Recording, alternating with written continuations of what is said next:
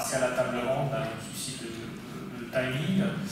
Donc j'invite déjà mes trois hôtes à nous rejoindre dans la table ronde. Georges, tu peux rester, hein, si tu veux juste t'asseoir à côté. Donc j'invite Laura, Pierre et Arnaud à me rejoindre. Bienvenue à tous les trois. Je vais faire une rapide introduction. Je commence par Laura, évidemment, dont certains d'entre vous ont déjà rencontré ce matin. Laura a une double formation en économie politique et management, beaucoup Milan à HEC Paris, a travaillé 25 ans dans les domaines de politique de mobilité à différentes échelles territoriales. Elle a été chercheuse, consultante et directrice de projet en France et à l'international, notamment chez Sistra, également responsable du pôle mobilité du groupe Artelia et chef de mission auprès des autorités organisatrices de transport en Île-de-France. Plus récemment, a rejoint les think tanks des Shift Project en 2018 pour réaliser les guides pour une mobilité quotidienne bas carbone. Elle est consultante aussi en politique de mobilité, formatrice chez les projets mobilité au Shift Project et co-créatrice de la fresque de la mobilité dont certains ont pu bénéficier ce matin même. Arnaud, à sa droite, donc professeur en aménagement de l'espace urbanisme à l'UPEC depuis 2020. Arnaud Passaraco, ingénieur, SPON et historien, formé aux questions urbaines, notamment à travers les masters à Milan. Chercheur au Lab Urbain et chercheur associé au IED, il travaille sur les questions de transport et mobilité avec une perspective de temps long.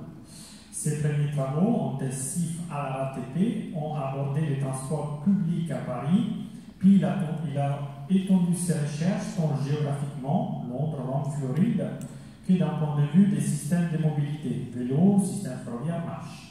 Ces approches visent une compréhension de ce que sont les systèmes socio-techniques de la mobilité.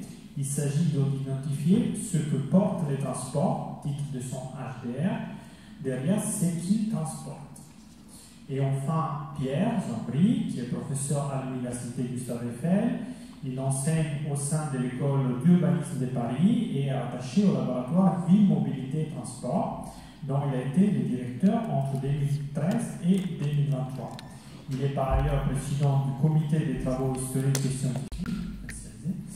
Géographe spécialiste des questions de transport, Pierre Jean-Bry s'est spécialisé dans les impacts des réformes qui touchent un secteur multiforme, projet de politique publique plus ou moins favorable, visant à les rendre plus efficients et moins carbonés. Il travaille notamment sur les stratégies d'acteurs et leur traduction en termes de structure des réseaux et de couverture territoriale. Voilà, je pense qu'on a un panel assez riche pour la table ronde de cet après-midi.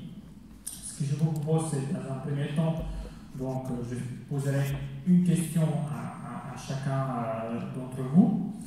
Et ensuite, il y aura un deuxième tour de questions avant de laisser bien évidemment la place à des questions de débat avec la salle. Je commence à nouveau par Laura. Donc, on a bénéficié effectivement d'une rétrospective assez riche sur l'histoire de l'enseignement, qui est bien évidemment étroitement liée à celle de la mobilité. C'est quelque chose que je vais parler de tutoyer, tu mets en avant, notamment dans tes interventions au sein de notre master, mais même ailleurs, y compris à travers la fresque de la mobilité. Donc, à partir de cet intérêt pour l'histoire des transports urbains, et tu as étudié l'évolution de nos déplacements afin d'intégrer la dimension écologique dans une perspective historique. Si je pose cette question, c'est qu'aujourd'hui, bien évidemment, nous sommes un peu dans une situation que nous considérons un peu un tournant au niveau de l'histoire des mobilités avec les changements climatiques et l'impact que cela va avoir dans le déplacement futur. À travers ton activité au sein du Shift Project, notamment, tu as la possibilité d'intervenir auprès des décideurs du public, entrepreneurs et étudiants.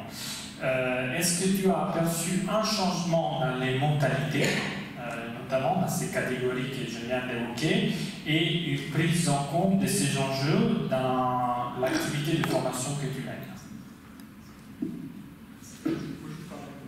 Oui, merci, oui, ça fonctionne. Oui, bonjour à tous et à toutes. Oui, merci pour la question. Effectivement, la perspective historique me paraît intéressante pour comprendre et éclairer le tournant dans lequel on se trouve, et notamment du point de vue de l'écologie. C'est-à-dire que souvent, et c'est encore l'actualité aujourd'hui, on parle de système voiture comme étant un système dont, et on l'a vu avec la fresque de la mobilité aussi ce matin, dont on est particulièrement dépendant. C'est-à-dire on voit bien que pour notre mobilité quotidienne, et aussi à moindre mesure sur la mobilité à longue distance, on est fortement dépendant de la voiture.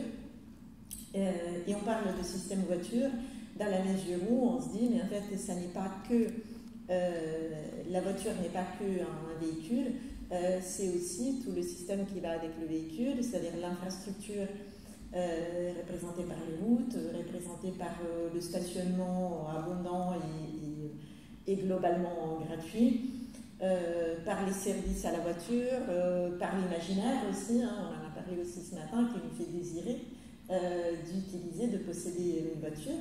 Mais en fait, ce système voiture, qui pour nous fait partie de notre quotidien, n'a pas toujours existé. Quand on regarde l'évolution de la mobilité urbaine, en fait, déjà, les systèmes de transport sont arrivés dans les villes relativement tard, hein, puisque de fait, au départ, on pouvait se déplacer à pied, les distances étaient plus courtes, on pouvait se déplacer à pied ou à cheval. Et du coup, les transports, enfin, la notion de transport lui-même, même de transport en commun, n'arrive qu'au XIXe siècle. Donc, on est déjà dans des façons de penser qui arrivent avec la révolution industrielle. La voiture est arrivée encore après. Non pas tant en tant qu'objet, parce qu'il existait sur version électrique, mais en tant que système de mobilité qui s'implante vraiment dans l'espace public des villes, elle arrive au XXe siècle. Et au XXe siècle, c'est là où on fait des choix au niveau de l'espace public, et on a implanté déjà des réseaux de tramway très performants, hein, puisque dans les années 20, on compte dans les principales villes, on compte les réseaux de tramway à une centaine de kilomètres. Donc on est à Paris, on est à plus de 1000 kilomètres de réseaux de tramway. Et en fait, on décide de tout démanteler avec l'idée que la voiture représente le progrès, et avec une idée aussi de ne pas empêcher ce progrès qui est lié au mode motorisé et donc dépendant du pétrole. Et à l'époque, on ne se pose pas la question. Et ça ne sera qu'avec la crise pétrolière, donc la première et la deuxième, dans les années 70, qu'on remettra en question ce modèle, pas spécialement pour des raisons écologiques, mais pour des raisons de dépendance, enfin pour des raisons géopolitiques. Et donc, on va commencer à repenser la mobilité en ville, mais les villes auront été déjà assez transformées par l'après-guerre, donc périurbanisées en partie. Et donc, c'est dans les années 70, on lance, le secrétariat d'État au transport lance des appels à projets pour développer des projets de tramway qui vont se développer dans les villes, et aussi des projets de développement de matériel roulant. C'est comme ça qu'on arrive au retour du tramway en ville, qui commence avec le tramway de Nantes donc, en 1983, et qui donc va se déployer petit à petit dans les années, fin des années 80, les années 90, etc., dans les principales villes françaises, et qui va changer aussi l'espace urbain, qui va souvent aller de pair aussi avec une piétonisation, et donc une réappropriation quelque part de l'espace urbain de la part des transports en commun et des piétons par rapport à la voiture. Donc maintenant, pour faire suite à cette histoire condensée, quand on parle de tournant écologique actuellement, il y a une conscience environnementale qui est montée, surtout dans les années 2000, en réalité. Et la question est surtout de savoir comment faire percoler ce retour des transports en commun et des modes actifs à l'extérieur des centres-villes. Puisque de fait, dans les centres-villes des villes denses, ça a déjà pris, mais dans le périurbain, dans tout ce qu'on appelle les zones de moyenne densité, les premières, voire début de deuxième couronne des grandes agglomérations, les villes petites et moyennes, les espaces ruraux, il faut trouver des solutions de mobilité qui soient vraiment alternatives à la voiture. Quand tu poses la question de savoir est-ce qu'on voit vraiment des avancées, j'aurais envie de dire, en fait, on a élaboré, toutes les solutions sont sur la table. Les solutions qui pourraient marcher. Maintenant, on a, avec l'avancée de la conscience environnementale, et surtout on le voit avec le Shift Project qui a été fondé en 2010, depuis 2017-2018, on voit vraiment une montée en flèche des demandes d'intervention, etc. La conscience environnementale a monté d'une façon sensible auprès du public. Maintenant, quand on parle de politique de transport, on a assisté à un intérêt pour les politiques environnementales, et je pense comme tout le monde, on assiste à un recul depuis à peu près un an sur les questions environnementales. Donc la question est comment on s'appuie sur des initiatives qui sont prises par ailleurs pour continuer de porter la question des politiques publiques favorables à l'environnement. Ok, merci beaucoup. Arnaud, je vais faire suite à cette question pour parler toujours de changement climatique et de transition écologique. Alors, tu le sais peut-être, l'APC, l'école des ponts, souhaiterait en fait se positionner comme l'école de la transition écologique parmi les écoles publiques.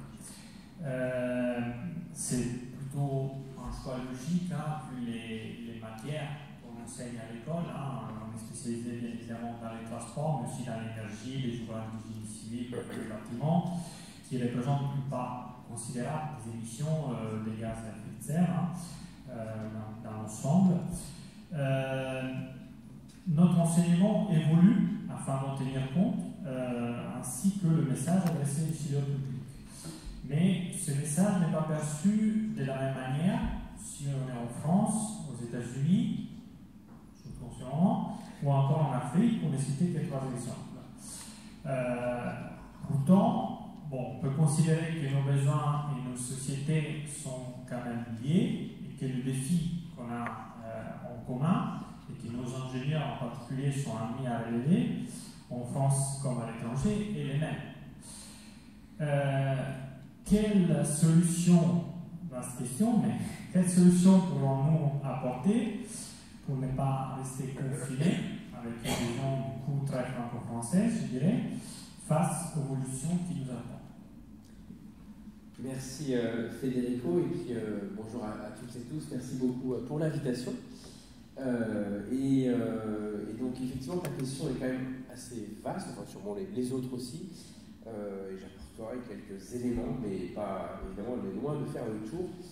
Alors plutôt je vais positionner ma réponse vraiment sur la question un peu transnationale, de pays à pays, en rappelant un peu que effectivement tous ces enjeux alors pour reprendre le mot de transition écologique dans le domaine des transports, sont perçus assez différemment selon les pays.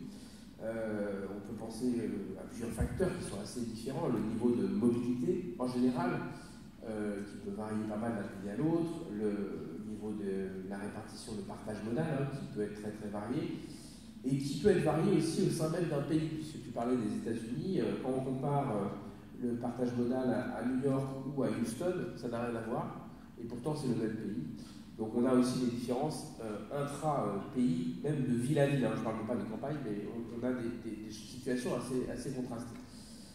On a aussi des différences selon les niveaux des infrastructures, et on sait qu'on a des pays avec des infrastructures plutôt vieillissantes. J'espère que la France n'est pas en train de basculer dans cette catégorie-là, et d'autres avec des infrastructures qui sont quand même en meilleur état. On a aussi des choix énergétiques qui sont assez hétérogènes. Alors évidemment, la façon dont on produit l'électricité, par exemple, est assez différente d'un pays à l'autre. Vous avez des pays comme le Brésil, comme la Suisse, comme la France, où il y a très peu de grammes de CO2 par mégawattheure du fait de choix qui soient nucléaires ou hydrauliques, face à des pays comme l'Inde, comme la Chine, où ça va être beaucoup plus lourd, et donc vous arrivez avec une voiture électrique, c'est pas la même solution à la fin en termes de bilan climatique. Et puis même, sans parler de l'électrification, même en Europe, on a par exemple une utilisation du GPL qui est très très variée entre l'Italie et les Pays-Bas, où il existe, et la France, où il est quand même marginal. On a aussi un rapport culturel, pour reprendre les États-Unis, mais aux questions climatiques et environnementales. On voit que là, aux États-Unis, on a quand même une masse importante de gens qui pensent que ce n'est pas un problème, enfin manifestement, ce qui est probablement moins le cas dans d'autres pays comme en France.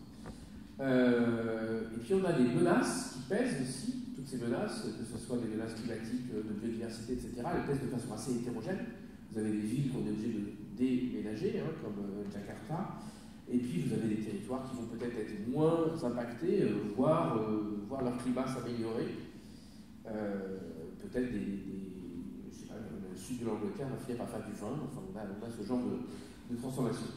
Et puis le rapport aussi à comment les pays se pensent dans une sorte de discours sur le progrès, l'industrialisation, alors qui est très critiquable. On peut tout à fait discuter de cette vision très linéaire du fait qu'il y aurait un progrès et que ça passerait par plus d'industrialisation, etc. Mais on voit bien que ça pèse aussi beaucoup dans la façon dont les pays se racontent leur rapport au développement de leur mobilité. Donc le problème se pose donc de façon très différente selon les territoires. Et moi, puisqu'on parle de l'enseignement, je vais juste essayer de voir comment on peut faire le lien avec l'enseignement au pont.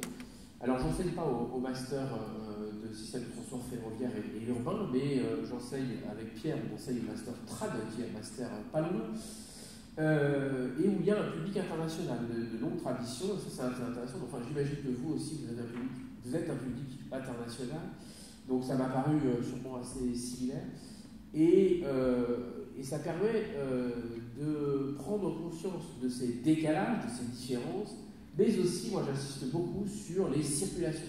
Ça, les connexions et les circulations, c'est-à-dire que tous ces pays ont certes des transports urbains, des réseaux ferrés avec leurs spécificités, leur écartement, leur choix électrique, etc. Mais en fait, on a tout un tas de dynamiques de circulation de capitaux, de savoir, de bureaux d'études, d'opérateurs, et encore plus avec les différentes ouvertures à la concurrence, qui font qu'en fait, tout ça est assez lié. Et même si on a l'impression que son métro est bien spécifique parce que très ancré dans l'identité de la ville capitale d'un pays, par exemple, en fait, il est en lien avec tout un tas d'autres métros dans le monde. Donc ce monde des transports est marqué par une histoire des techniques que Georges a un peu montré, qui est très circulatoire et très très connectée. C'est bien d'en prendre conscience, et moi je travaille avec les étudiantes et étudiants à certes dire qu'il y a des différences dans le monde entre les pays, mais montrer comment est-ce que ça circule, montrer que quand un bailleur propose un système de transport, ça va plus ou moins être un tramway, un BHLS, etc., selon aussi la nationalité du bailleur, les fonds d'où ils viennent, etc. On a des choses qui sont marquées par ces dynamiques de circulation, jusqu'à des hybridations de solutions de transport. Il y a un historien assez connu qui s'appelle David Edgerton, parle de techniques créoles, c'est-à-dire un mélange entre des techniques qu'on pourrait dire un peu plus avancées, des moteurs, par exemple, des systèmes motorisés, des voitures, et puis des techniques qui pourraient paraître moins avancées, mais qui sont toujours en usage, par exemple des tractions animales. On a toujours un certain nombre de mix, de coexistence d'anciennes techniques et de nouvelles techniques, le tout étant en usage en même temps.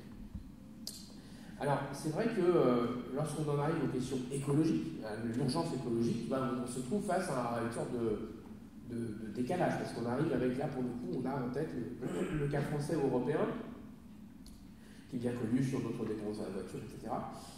Et l'idée que le transport ferroviaire peut peut-être être une solution pour une partie des problèmes, mais sûrement pas la seule, et qu'il faut travailler sur quelque chose qui serait peut-être aussi une réduction de la demande. Alors, je laisserai Laura en parler après, mais on a cette question de la demande qui arrive, et ça arrive presque plus dans la question de pourquoi on bouge, et de la responsabilité des pays et des populations les plus riches dans cet état de fait de notre situation écologique, où on sait, alors c'est très connu sur l'avion, que les populations les plus riches, qui sont présentes dans les pays les plus riches, sont celles qui portent le plus de pollution, d'externalités négatives par leur pratique de ces modes rapides. Et donc, le fait qu'il y ait ce panorama international permet de stimuler la façon dont on pose les questions. En fait, ça devient une question d'équité, une question d'interroger aussi la vision de chaque individu sur quels sont tes besoins, quels sont les besoins légitimes et ceux qui pourraient l'être moins, en pensant à l'essor massif du tourisme, à la distance, etc. On peut interroger ces besoins légitimes. Voilà, et puis après, je vais encore deux minutes.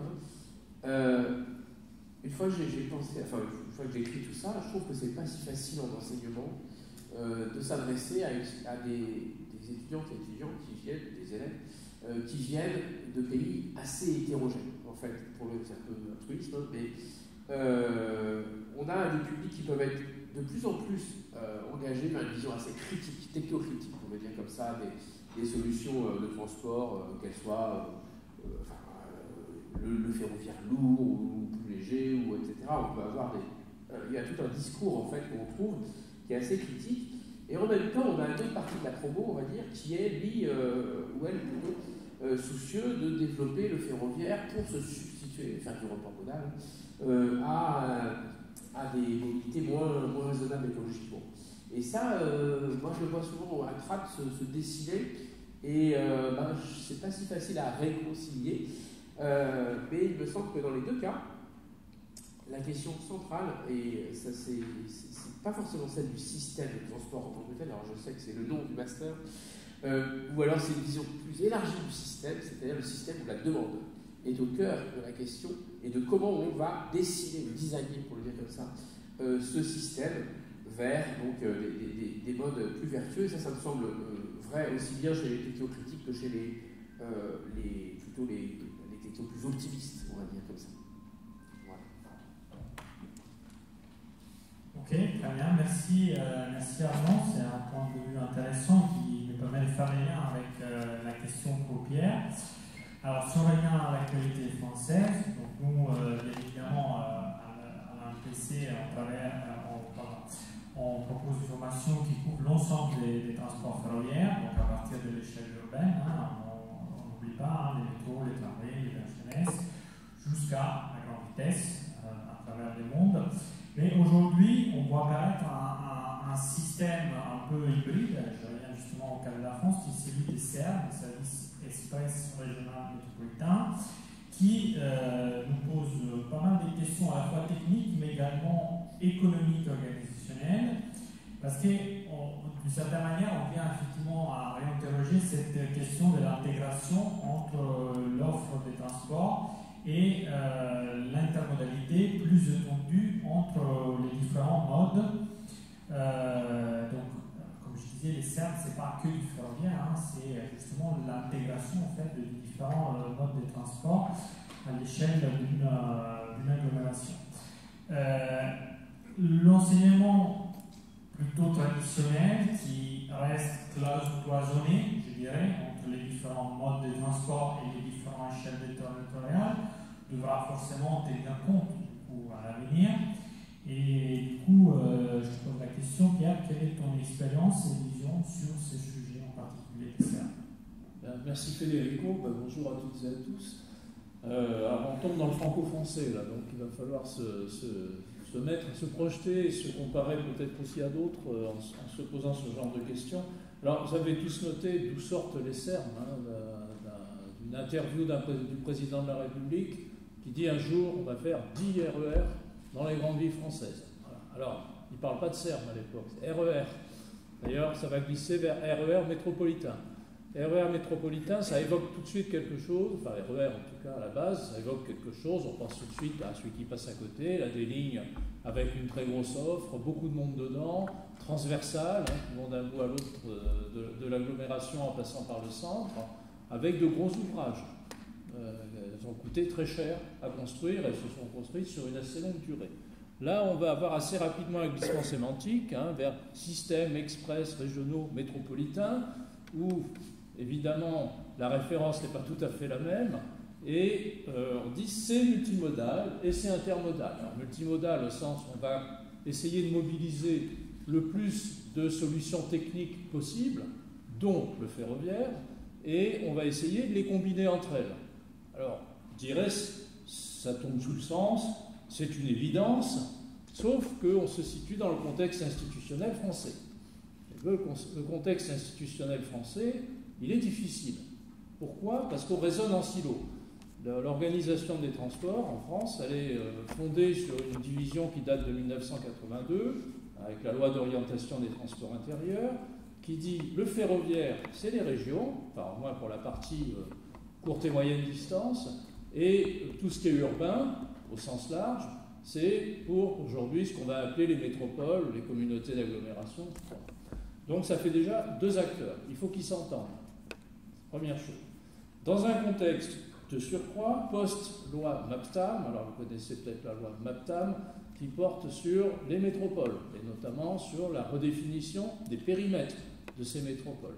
Et à l'issue de cette loi, les métropoles se sont dilatées.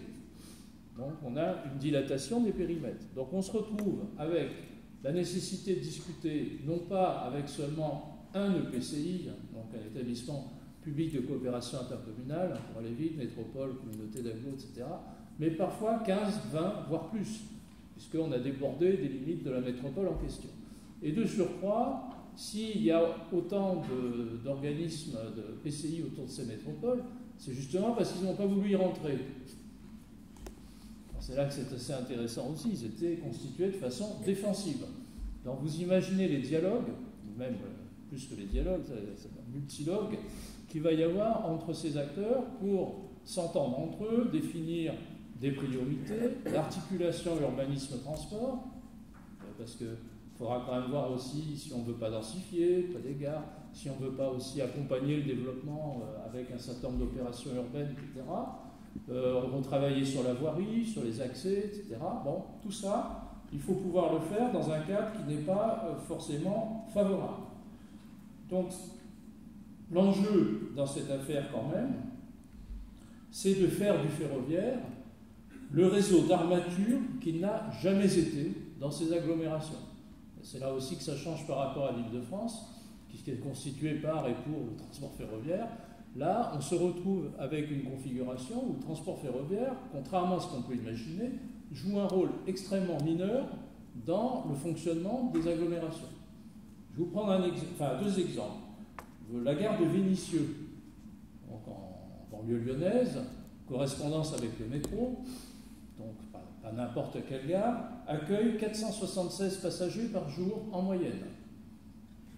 Voilà, la gare d'Arinque Euro-Méditerranée à Marseille, correspondance avec le tramway, 187 passagers par jour.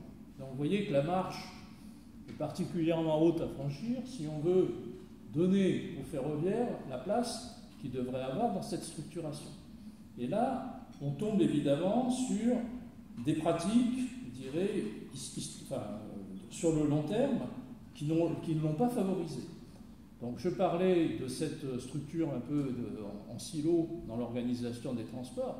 Ce que le ferroviaire n'a pas fait, c'est le transport urbain qu'il a fait. Et donc, notamment en faisant des lignes de tramway particulièrement longues.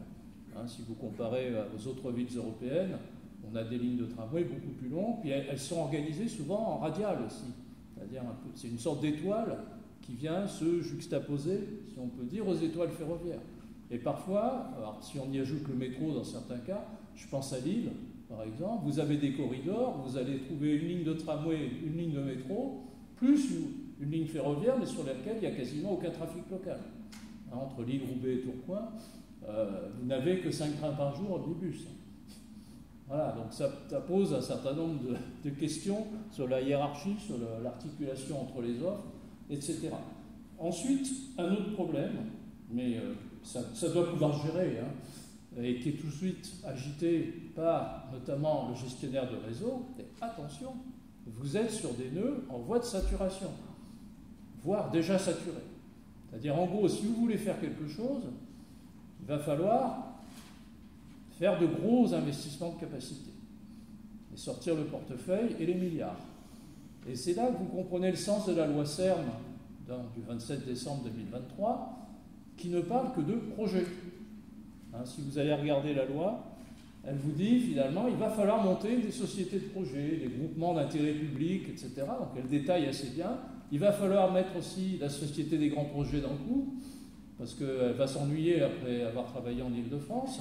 Donc il va falloir réutiliser son ingénierie, ses capacités, etc. Donc les métropoles ont intériorisé que dans ce cas-là, il fallait avoir forcément recours à la SGP. Du coup, tout le monde ou presque lui a demandé des prestations. Mais c'est des prestations d'études, elle ne peut pas être exploitante, elle ne peut pas faire autre chose que des études. Et en plus, la loi dit qu'elle ne peut pas intervenir sur le réseau exploité par SNCF, qui appartient à SNCF Réseau. Voilà, donc ça limite quand même un peu son champ d'action, mais on voit se développer un nouveau jeu d'acteurs autour de ces projets, sauf que quand vous regardez comment ces projets se montent, vous dites finalement, il n'y a pas beaucoup de projets à plusieurs milliards, qui se comptent sur les doigts d'une main. La plupart des projets de CERM sont des CERM dits incrémentaux. C'est-à-dire qu'on va mettre des trains en plus comme on peut par rapport aux capacités existantes. Regardez Strasbourg, par exemple. Alors, on a évidemment profité d'une voie supplémentaire vers le nord, mais tout le reste, c'est mettre des trains, alors faire rouler au maximum le parc existant sur des voies existantes en essayant de combler des trous de desserte. C'est peut-être ça le plus malin d'ailleurs, parce que le train n'est crédible que s'il passe à toute heure, quand vous avez vraiment envie de le prendre. On voit bien, alors là, pour la peine, avec le RER en Île-de-France, on débarque dans une gare sans trop se poser de questions. On sait que ça va passer un moment, assez rapidement, sauf incident, mais enfin, ça va passer. Alors que quand vous arrivez dans une gare de train régional, il faut quand même avoir les horaires, si ça se trouve, vous allez louper un train, et suivant est dans 2 heures. Voilà, donc, y compris dans le périurbain, ça va être pas très loin des centres. Donc voilà un peu ce qui change dans cette affaire-là, c'est qu'on peut prendre le problème de plusieurs côtés. La première façon est de dire il faut augmenter la capacité drastiquement, etc. Donc là, on répond à l'injonction de lever la saturation des gares, mais est-ce que c'est vraiment des nœuds ferroviaires, mais est-ce que c'est vraiment le rôle des promoteurs des CERM de le faire?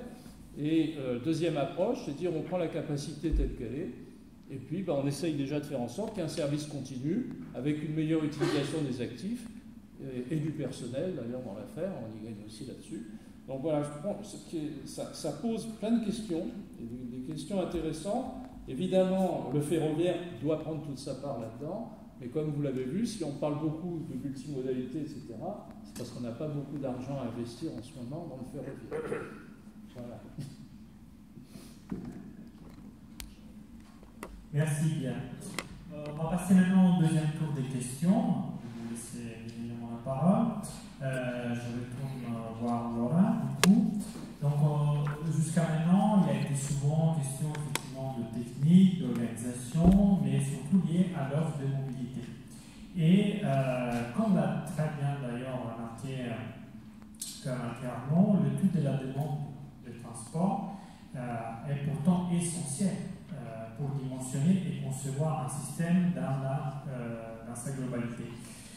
On a remarqué que dans nos enseignements, finalement, elle est souvent, je dirais peut-être pas absente, mais moins développée que effectivement l'étude elle fait appel, l'étude de la demande, aussi à d'autres disciplines, notamment la sociologie, la psychologie même, quand on s'intéresse par exemple au comportement des usagers. Et la question que j'avais envie de te poser, c'est à travers la pratique que tu mènes, comment tu vois l'interaction en fait entre ces différentes disciplines et quelles recommandations ferais-tu pour améliorer la prise en compte du comportement des usagers dans nos enseignements? Oui, effectivement, assez traditionnellement, on étudie comment construire l'offre, mais c'est pas parce qu'il y a une offre que cela donne lieu à une utilisation. Donc c'est intéressant de faire entrer une notion de demande. Pourquoi est-ce qu'on fait tout ça, finalement? Effectivement, cela recouvre des approches qui sont assez différentes. Moi, j'aurais envie de dire qu'il y a une approche plus statistique qui consiste à regarder, qui est très appropriée pour les moyens de déplacement de masse, comme le train, le tramway, etc., qui consiste à analyser les statistiques.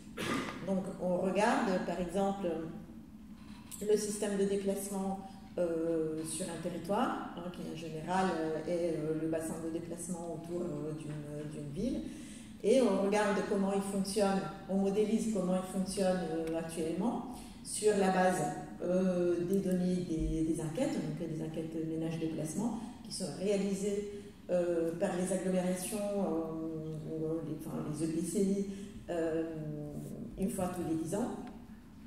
Donc sur cette base, on réalise une modélisation des déplacements existants et puis on se projette dans le futur et on dit voilà comment ça fonctionnera dans le futur compte tenu des projets d'urbanisation et voilà ce qui est intéressant à développer comme système de transport pour répondre à cette demande. Donc ça, je dirais, c'est des approches statistiques. Après, comme tu le disais, il y a des approches plus sociales ou socio-économiques qui s'intéressent aux freins et aux ressorts socio-psychologiques du changement. C'est-à-dire comment on gère du changement et aussi des parcours mobilitaires. C'est-à-dire qu'on va s'intéresser là plutôt à quelle est on connaît le parcours résidentiel, la notion de parcours résidentiel, c'est-à-dire quand on est plus jeune, par exemple, on habite plutôt dans les centres-villes, on habite plutôt tout seul. Ensuite, quand on a une famille, on a tendance à quitter les centres-villes puisque c'est trop cher d'avoir un logement suffisamment grand, etc. Donc, tous ces choix déterminent aussi des parcours de mobilité. Et en fait, la mobilité dans le temps va être déterminée par des choix résidentiels, va être déterminée aussi par un certain capital social qu'on a, un certain savoir-faire en fait, d'utilisation des différents modes, et va être déterminée aussi par un système de représentation sur les modes désirables. C'est là où on en revient en fait à l'imaginaire lié à la voiture, l'imaginaire lié au vélo, etc.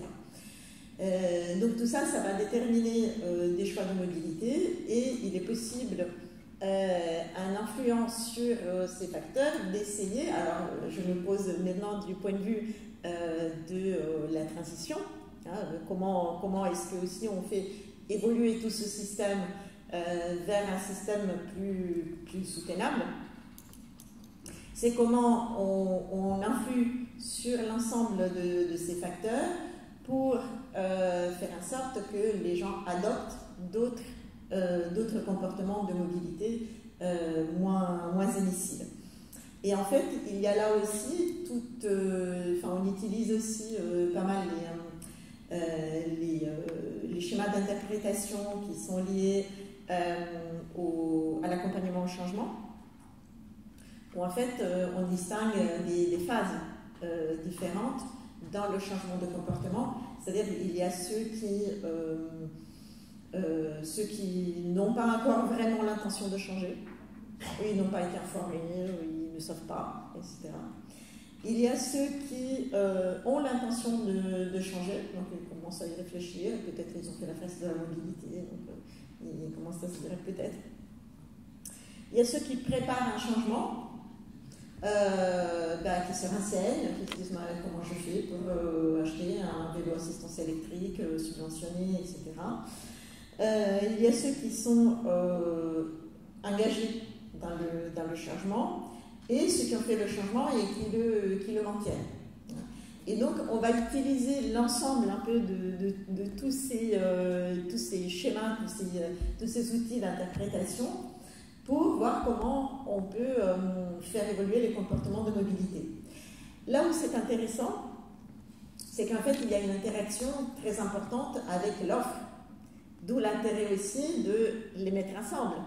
C'est-à-dire que tous ces changements de comportement de mobilité ne sont possibles que s'il y a une offre correspondante qui va me permettre, du coup, une fois que j'ai acheté mon vélo assistance électrique, de l'utiliser sur la route. Une fois que j'ai décidé de prendre davantage le bus, il faut qu'il y ait le bus qui passe avec une fréquence suffisante. Donc c'est vraiment intéressant de créer une interdisciplinarité qui ne consiste pas à rajouter des sujets, mais plutôt à les faire parler entre eux pour voir comment on met en place les bons systèmes socio-techniques pour faire évoluer la mobilité. Merci, c'est très clair.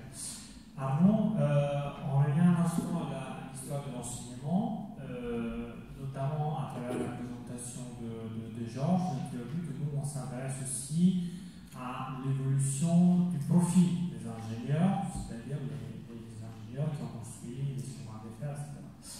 Aujourd'hui, on constate aussi à travers nos formations, y compris ici à l'école des ponts, des changements majeurs, je dirais, dans les figures professionnelles en fait, qui interviennent dans les domaines de la mobilité. Et nous, on le constate aussi à travers le développement notamment des formations continues avec des profils de plus en plus variés, de plus en plus différents. Ça fait un peu un lien avec ce dont tu parlais auparavant par rapport au public que vous avez dans Masterclass. Donc la question c'est, est-ce que tu penses que notre enseignement il est suffisamment adapté au type de profil qu'on a et à cette évolution qu'on constate de plus en plus? Alors je ne suis pas sûr d'avoir une réponse complète et univoque, mais d'abord en fait, Georges tu l'as bien montré, en fait les contenus ils évoluent en fonction des contextes et avec une temporalité à définir, donc c'est normal que ça évolue et c'est même souhaitable probablement. Et puis de même, c'est un peu comme l'offre et la demande finalement dans le transport. En fait, la demande du côté étudiant ou élève ingénieur va aussi évoluer puisqu'on n'a pas forcément les mêmes profils. Moi, quand j'étais élève ingénieur, je n'avais sûrement pas vraiment de considération écologique en fait à l'époque. Et je pense qu'aujourd'hui, il y en a beaucoup plus qui ont ça en tête en entrant dans un cours de l'école des ponts. Et on voit bien les mobilisations pour un réveil écologique qui sont nées dans les écoles d'ingénieurs. Il n'y a pas que là que ça se passe, mais ça se passe aussi là. Donc on voit bien qu'on a des éléments qui font que les profils étudiants ne sont pas exactement évoluent. Même si ce n'est pas forcément représentatif de toute une promotion, évidemment. Alors, comment est-ce qu'on peut faire évoluer les contenus face à ces nouvelles attentes? C'est d'autant plus compliqué que si on peut considérer qu'on avait avant une solution assez dominante, je dirais qu'au 19e siècle, le siècle dont Georges a parlé, la solution c'était le ferroviaire, en fait, pour le transport longue distance, hégémonique, ou quasiment, il y a eu les canaux pour le fret.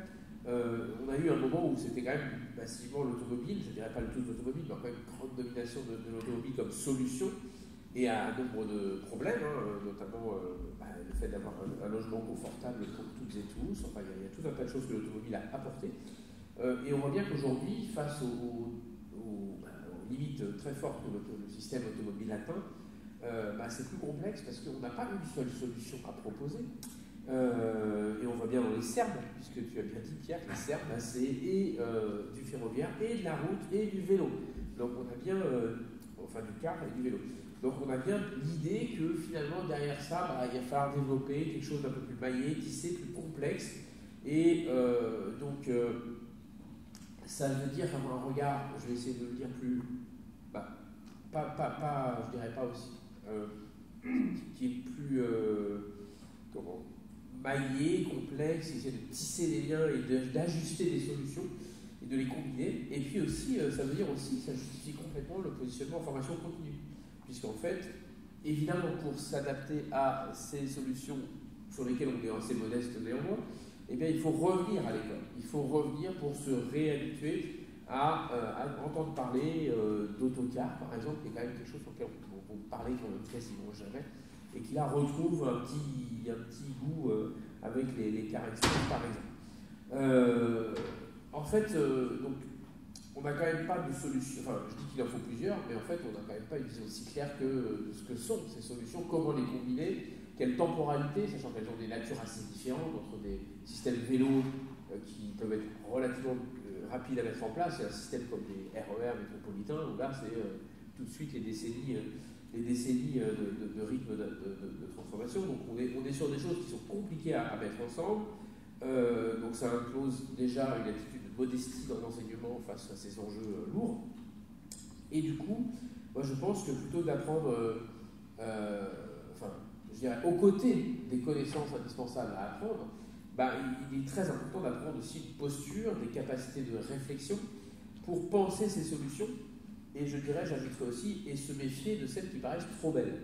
C'est-à-dire de celles qui vous font tout d'un coup, tout seul, et vont résoudre tous vos problèmes.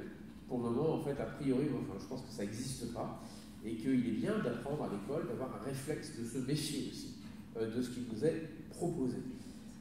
La formation continue, elle est aussi, je dirais, le positionnement en formation continue, il est aussi lié à la démographie. C'est-à-dire qu'en fait, à terme, nos écoles vont être amenées à avoir de plus en plus de proportions d'étudiants et étudiantes en formation continue, parce qu'il y a plutôt une décrue des effectifs étudiants en formation initiale. Et puis il y a des sujets que les gens qui sont déjà avancés dans leur carrière peuvent venir chercher parce qu'ils n'en ont pas entendu parler dans leur formation en transport. C'est peut-être une formation en transport et non pas en mobilité, et non pas ouverte à éventuellement des enjeux énergétiques, des enjeux de biodiversité, de l'eau, des sols, etc. Et si je fais un tout petit peu de pub, c'est un petit peu un pari qu'on ouvre à l'école d'urbanisme de Paris avec un nouveau master qui va intégrer le master transport-mobilité que nous avons aujourd'hui dans un master un peu plus large qui essaiera de parler de l'ensemble des réseaux, qui s'appellera TRAM, et qui essaiera de parler de l'ensemble des réseaux et de l'environnement, tout en restant bien sûr un master qui parlera aussi de transport et mobilité. Alors, cela dit, est-ce qu'avec tout ça, on répond aux attentes des élèves et étudiants? C'est pas si sûr. Je pense qu'il y a toujours, moi mon expérience d'enseignant, c'est qu'il y a toujours une tension entre ce qui est dit en cours, ce qu'on amène les élèves à penser, à avoir une sorte de recul intéressant, etc.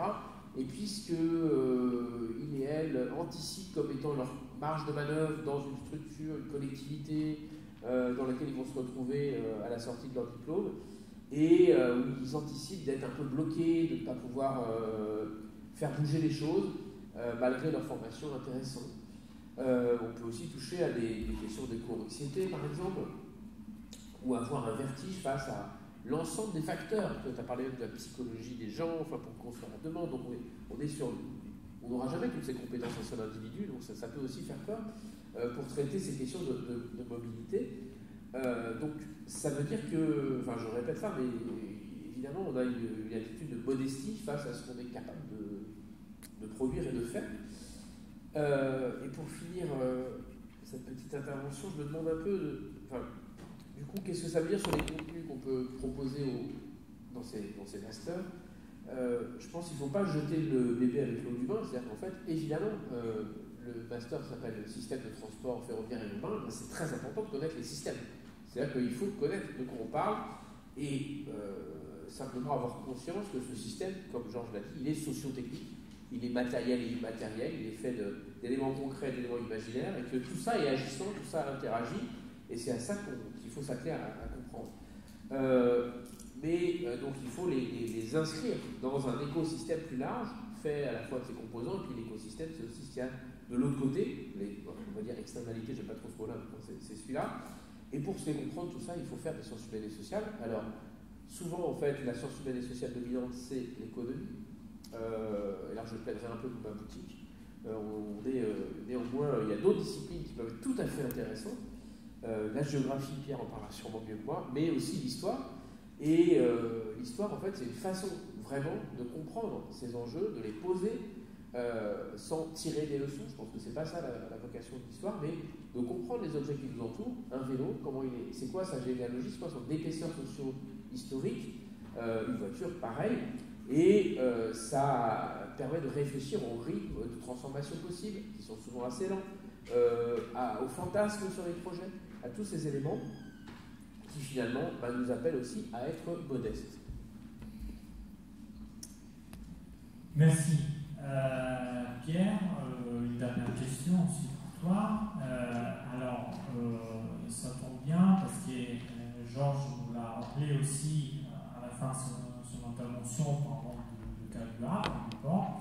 C'est vrai que quand on parle de transport de mobilité, je pense surtout en France et en Europe, on a plutôt le réflexe de penser transport de voyageurs, soit à l'échelle urbaine, à l'échelle interurbaine et tout ça. Il y a peut-être un grand oublié, je dirais, dans la salle qui est le fret ferroviaire. Et pourtant, on le sait, le transport de fret, de marchandises, parce que fret est un terme d'un wagon, mais il a été essentiel, y compris dans l'évolution technique du mode ferroviaire. Pour les citer des exemples, l'électrification par exemple au plan industriel sur l'artère nord-est, qui ensuite a permis effectivement de développer aussi la grande vitesse, mais voilà, il pourrait y avoir plein d'autres exemples. Je sais que toi aussi tu es quand même attaché à cette problématique, tu la connais plutôt bien. Quelle est ta vision sur notamment la place du fret dans l'enseignement du ferroviaire en France et qu'est-ce que nous on pourrait faire justement pour qu'il soit mieux compris et mieux intégré dans nos réflexions?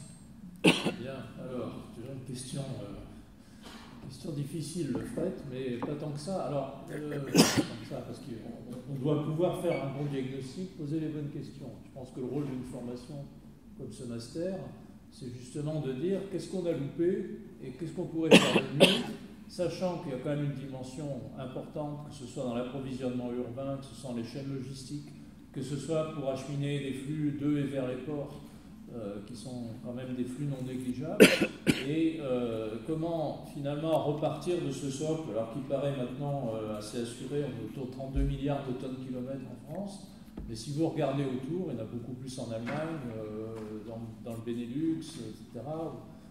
Vous avez beaucoup d'autres cas où vous voyez que le fret ferroviaire a su tirer son épingle du jeu et figure toujours comme étant un élément important dans l'offre ferroviaire. Donc du coup, la question qui peut se poser, je dirais, à nos futurs dirigeants, aux futurs cadres, qui auront à connaître de la question, c'est de dire attention, le fret c'est pas secondaire, c'est pas une variable d'ajustement. Dans l'état actuel des choses, le fret peut contribuer, enfin, le fret ferroviaire peut contribuer à la durabilisation d'une bonne partie de nos flux. Simplement, il faut repartir quasiment d'une page blanche.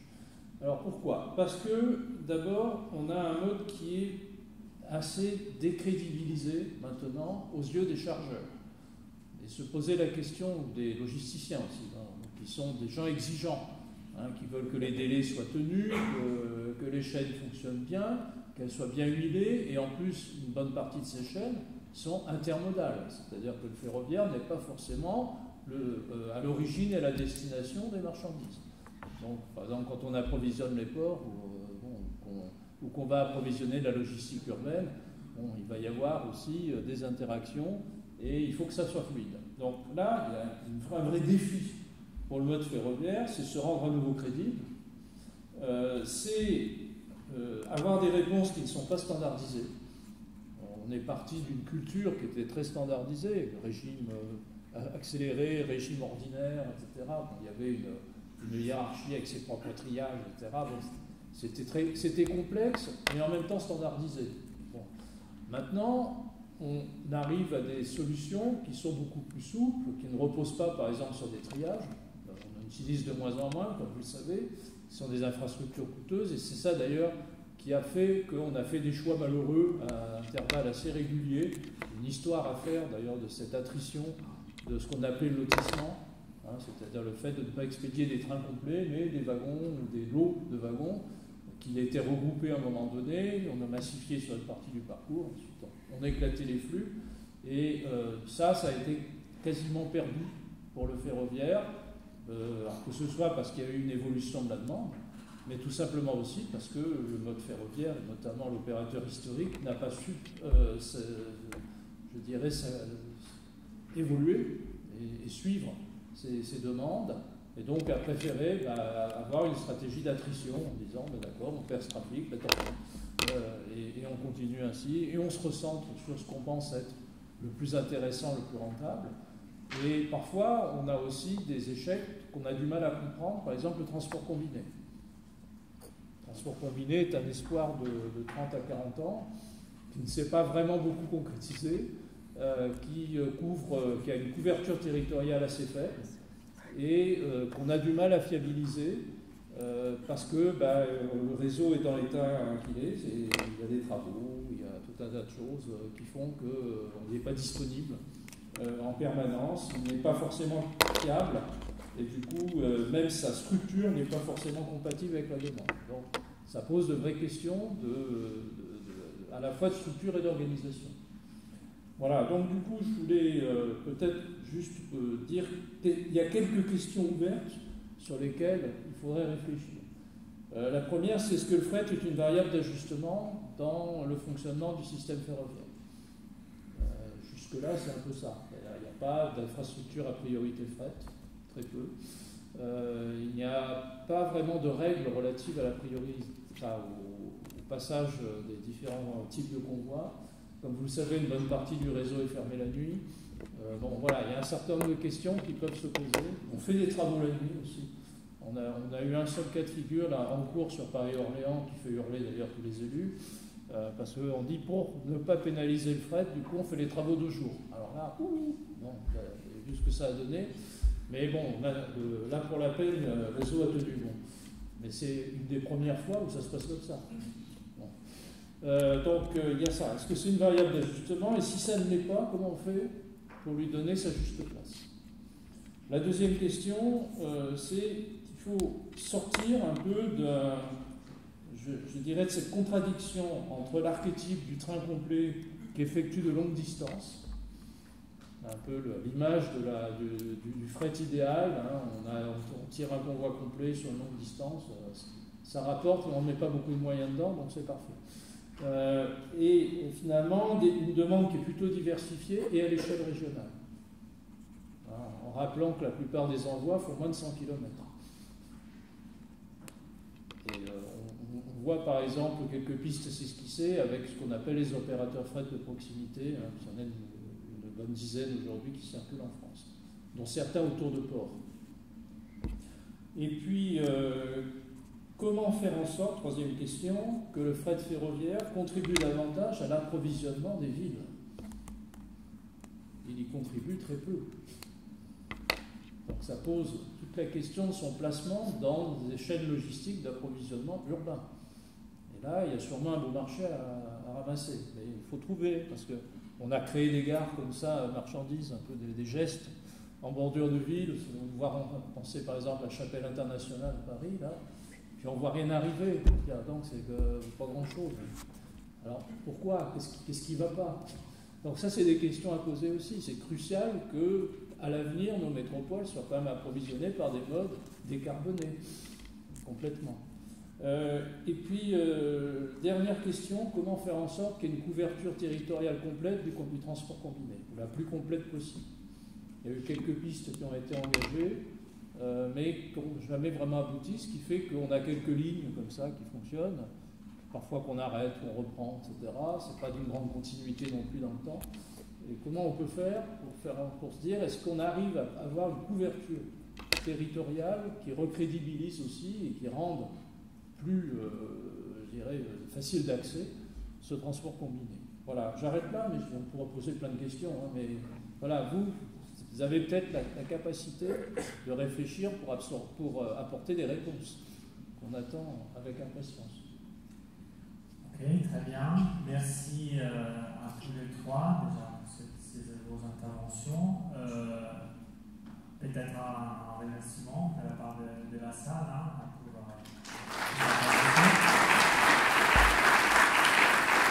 avant de passer la parole pour les questions, je crois que Georges voulait intervenir aussi. Tu voulais dire quelque chose, Georges?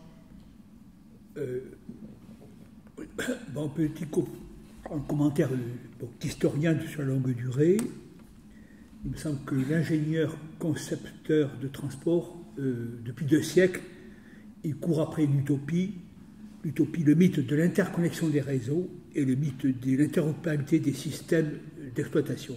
Exemple historique célèbre, comment installer des tramways ou un métro dans Paris, ou des métros à Paris. Donc il faudra un retard par rapport à Londres, 20 ans de retard, parce que, d'un point de vue politique, l'État soutient les compagnies ferroviaires qui veulent un métro au service de la desserte des grandes gares, alors que la ville de Paris veut un métro pour les Parisiens. Au total, on aura un système de métro qui est tout fait pour ne pas être interopérable avec le chemin de fer, puisque dans le métro, on roule à droite et le gabarit est plus étroit. Donc, nul chemin de fer pourra un jour... Bon. Donc, plus tard dans l'ère, on essaiera de recoudre tout ça. De la même manière, je trouve que ça c'est des coupages. Le millefeuille territorial n'en finit pas à secréter des opérateurs où chacun, à des échelles différentes, définit des enjeux tout à fait différents. Il me semble que dans la longue durée, dans les problèmes lourds et structurels de France, il y a ce grand territoire. Je pense en particulier à l'histoire des ports, maillon des chaînes logistiques, où la France a beaucoup consacré au nom de la République démocratique, a beaucoup dispersé ses crédits dans 70 ports, alors que certains pays plus au nord ont la chance d'avoir 1 ou 2, 3, 4 ports dans lesquels on a pu investir, moderniser. Alors que il me semble que là, il y a un facteur structurel profond, c'est qu'une bonne République, elle est distributive, et donc on a distribué tous les 20 ans, un peu pour les canons, un peu pour les routes, un peu plus de routes, un petit peu pour les ports. Tout le monde a droit à la ration de crédit. Tout ça débouchant sur des projets à moitié commencés, à moitié inachevés. Combien de projets de canaux Rhin-Rhône, de Paris, de Seine-Nord sont à moitié entrepris et non achevés. Il me semble que sera remanié d'une chaire dans une école des ponts. Il me semble que l'approche serait la logistique, finalement, qui est venue coiffer toutes ces approches modales, d'abord très techniques, très infrastructures, béton, rail, acier, locomotive, traction, courant électrique, et non pas une approche logistique avec tous ces problèmes de droit, bien sûr, qui recouvrent tous ces enjeux de coûts de connexion. Enfin, bon. Moi, je constate en France que les compagnies ferroviaires, certaines ont joué la main tendue au canal, au port, et d'autres, comme le Paris-Lyon-Méditerranée, surtout pas tendre la main aux petits chemins de fer d'intérêt local, tendre pas la main au port fluvial, comme Châlons ou Lyon.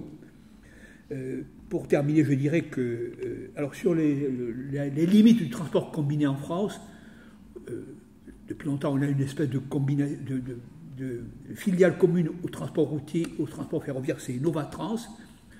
Je soupçonne quand même que les routiers ont toujours habilement joué le jeu. On joue la carte du chemin de fer, mais plutôt comme pour voir un petit peu autour de la table comment ça se passe et ne pas forcément toujours jouer le jeu. La preuve, c'est qu'au fond, si on veut décarboner, il n'y a pas que des armes techniques, il n'y a pas que des solutions d'ingénieurs, il y a aussi des solutions fiscales. Et que lorsqu'on veut taxer par un mode, on crée par exemple des portiques, comme l'a fait Ségolène Royal, des portiques qu'on va frapper fort avec des portiques italiens très éprouvés en Italie, on va frapper le camionneur, on le prend à la bourse. Eh bien, dans notre système de mode, il y a des puissances corporatives qui ont joué, qui sont capables, au coup de sifflet, de déclencher les gilets rouges, à l'appel autant des salariés que des patrons routiers, capables de dire oui, il faut halte au portique, ils sont là comme des imbéciles à attendre qu'on veuille bien les démonter, ça coûte plus cher que l'installation qu'on a mis. Et là, on a bien des preuves de l'incapacité politique à maîtriser de manière coordonnée les politiques. Longtemps, au ministère des Travaux publics, il y avait la direction des canaux, la direction des routes, la direction des chemins de fer, chacun jouant dans son camp. Bon, il a fallu mettre beaucoup de temps pour créer une direction des infrastructures. Mais quelle révolution! Voilà. Merci, Georges. Voilà, on passe aux questions. Donc, voilà, si vous levez la main, je vais essayer de faire monter le micro parce que sinon on va entendre. Bonjour, je m'appelle Anouman Takake. J'ai un commentaire et deux petites questions. Déjà, c'est lié avec le livre que vous avez publié. Donc, le livre cite qu'entre 1798 et 1801, Napoléon il a envoyé en expédition en Égypte des élèves de l'ONPC. Donc, est-ce qu'il est prévu pour nous d'aller en Ukraine? On va prendre ce okay. La question, c'est quand vous avez parlé, M. Georges, vous avez utilisé le mot sociotechnique. Vous avez parlé de sociologie, psychologie, Laurent, elle a parlé de socio-psychologique. Et il y a un autre mot qui a retenu mon attention, c'est pantouflage, que M. Georges, vous avez utilisé. Ça fait un peu plus de 7 ans que je suis en France, je viens de l'Inde, je suis franco-indien. Le mot pantouflage, conflit d'intérêt, cumul mandat, ce sont des mots qu'on entend beaucoup en France. Et venant de l'Inde, j'avais beaucoup d'attentes de la France, de l'Union européenne. Et malheureusement, dans le domaine politique, industriel, entreprise, il y a beaucoup de problèmes autour de ce concept. Donc, est-ce que dans ce master, parce qu'il est clair qu'on va être tous dans des positions de pouvoir, des positions stratégiques, est-ce qu'il est prévu d'appuyer sur des concepts comme éthique, intégrité, honnêteté? Moi, je pense que c'est assez important. Donc ça, c'est la question. Deuxième et dernière question, c'est souvent, j'entends aussi dans les débats quel type de voiture à choisir, thermique, hybride, électrique, et le soutien politique des collectivités autour de ça. Mais on n'entend pas assez la question est-ce qu'il faut avoir une voiture? Donc la décroissance, sobriété. Et un petit exemple, c'est de la Norvège, où la plupart des voitures maintenant sont des voitures électriques. Mais donc c'est un pays vert. Mais il ne faut pas oublier que la Norvège gagne beaucoup de revenus avec la vente de pétrole aux autres pays. Donc ça revient à ce que M. Orban disait, c'est la responsabilité des pays riches, des sociétés riches. Qu'est-ce que vous en pensez? Merci.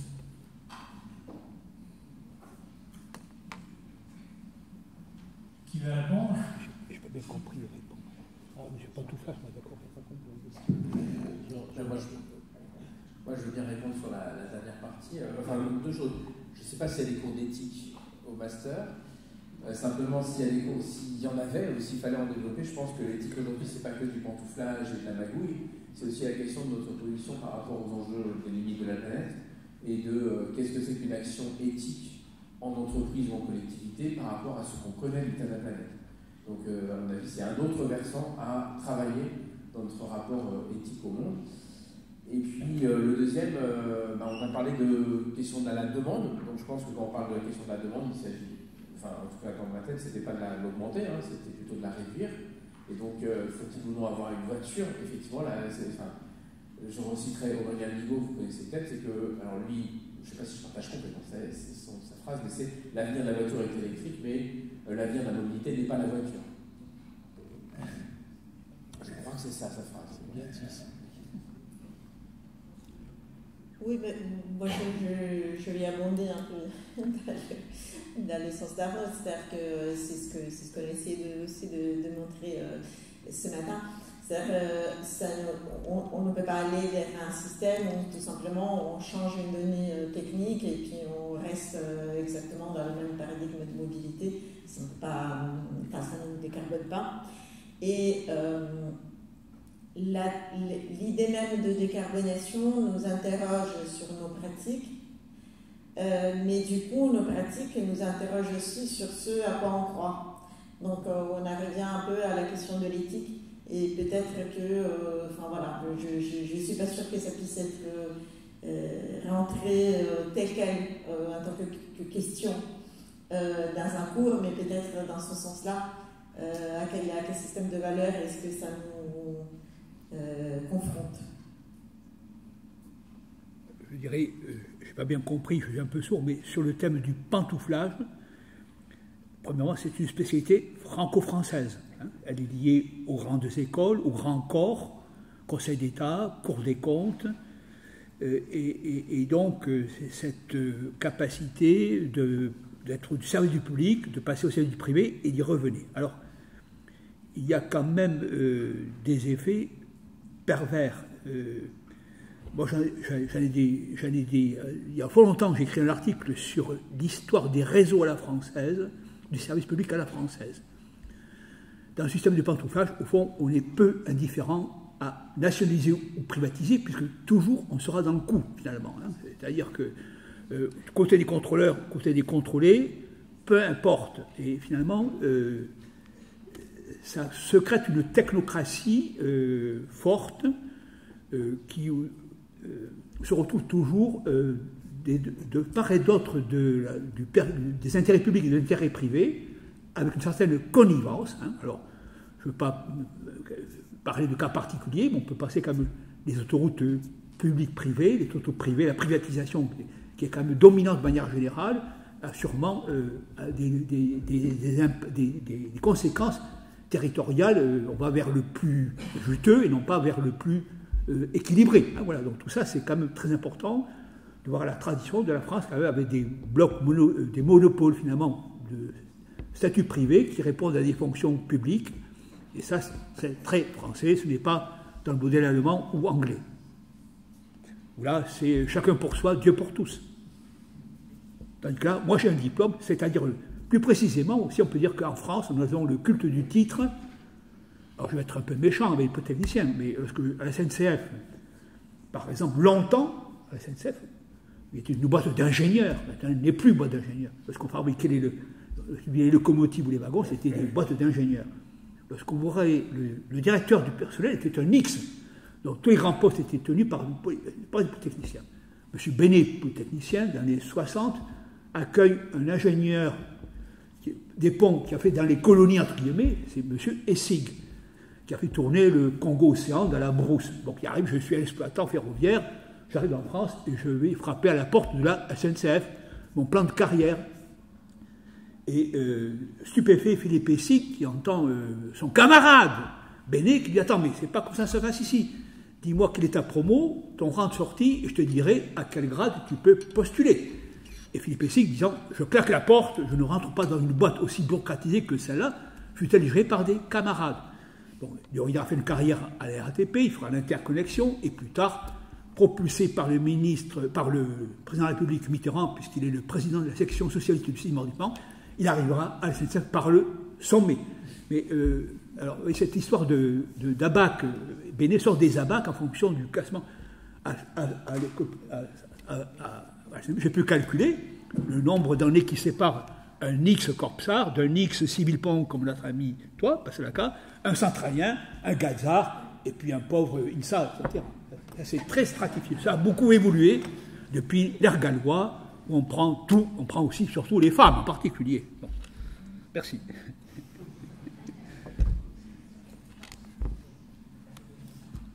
Vous avez d'autres questions? À droite.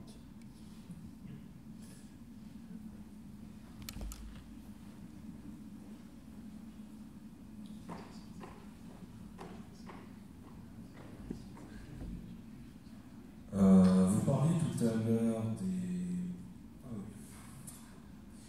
je m'appelle Timothée Vernier, j'ai 23 ans. Du coup, je viens de terminer l'école d'ingénieur de Centrale Nantes et j'ai commencé de la l'ES avec mes camarades depuis hier. Et du coup, la question que je souhaiterais vous poser, c'était par rapport à une quantification du dommage causé à la société civile par la démécanisation, par exemple, des villes avant l'avènement de la voiture. Je prends par exemple Marseille, qui a peut-être été une des villes les plus mécanisées de France, avec son immense réseau de tramway avant que tout soit détruit pour pouvoir y remplacer les routes. Aujourd'hui, ces voies de tramway qui notamment passaient par le secteur de Malpasset, dans les quartiers nord, donc tous les endroits où aujourd'hui on entend des faits divers absolument macabres, sont très cloisonnés, très compliqués de déplacement. C'est une des villes les plus infernales pour pouvoir se déplacer en France. Et du coup, je me demandais, est-ce qu'on a déjà tenté de mesurer l'impact social et même psychologique sur les habitants de cette ville, et même des villes comme ça, avec du coup cette absence de services publics, sur du coup leur capacité à être intégrés dans la société et pouvoir être des membres actifs. Parce qu'encore une fois, on a du coup des centaines de milliers de personnes qui se retrouvent toujours dans un modèle de basse confiance envers l'État, de défiance envers celui-ci et du coup de non-participation à la société. Merci. Qui veut répondre? Les marais, on ne l'a pas quantifié en tant que tel. C'est-à-dire que la disparition des dessertes anciennes, les tramways anciens, il faut aussi avoir en tête que ça n'avait rien à voir avec les tramways actuels. En termes ni de capacité, de performance, de tracé, etc., c'était pas du tout la même chose. Il est revenu un peu sous forme de métro léger. D'ailleurs, c'est comme ça qu'on essayait de l'appeler pour faire oublier le terme de tramway qui a été utilisé auparavant. Voire même à Rouen, on avait inventé un néologisme, un métrobus, pour dire que c'était pas du tramway. Donc c'est assez intéressant. Ce qui veut dire une chose, c'est qu'il avait de mauvaises images quand il a disparu. D'ailleurs Arnaud pourra vous le confirmer pour le cas parisien, mais en tout cas il avait une mauvaise image parce qu'il n'était pas confortable, il brinque-ballait pas mal, il n'était pas très capacitaire. Alors il y a des raisons, on n'avait pas refait les infrastructures depuis le début, il n'avait pas suivi l'évolution urbaine aussi, et on n'avait pas les moyens de prolonger des lignes quand c'était des concessionnaires qui étaient, je dirais, aux risques et périls, comme on disait, de l'exploitant. Et donc, à partir de là, s'ils n'avaient pas les moyens d'investir, ni de renouveler les actifs, etc., ben, ça vieillissait jusqu'au moment où ça devenait obsolète. Et à partir de là, ben, on faisait des feux de joie avec les tramways. C'est le cas à Strasbourg. En 1961, on arrête la dernière ligne, on rassemble tous les tramways dans la cour du dépôt, on y met le feu. Bon, ils étaient en bois, mais ça en dit long aussi. En 1961, des caisses en bois. Enfin bon, on avait oublié de réinvestir dans le système. Voilà, donc ils sont partis dans la liesse, si on peut dire, dans beaucoup de cas, remplacés par l'autobus qui était considéré comme moderne. Moderne, car souple aussi, c'était un autre terme qu'on employait. Le tramway était prisonnier de ses rails. L'autobus, vous pouvez lui faire toutes les fantaisies qu'on voulait, des déviations, des travaux. Alors, les villes françaises ont été faire plus de travaux dans les années 60-70. On les a modernisés, on a construit plein de choses, etc.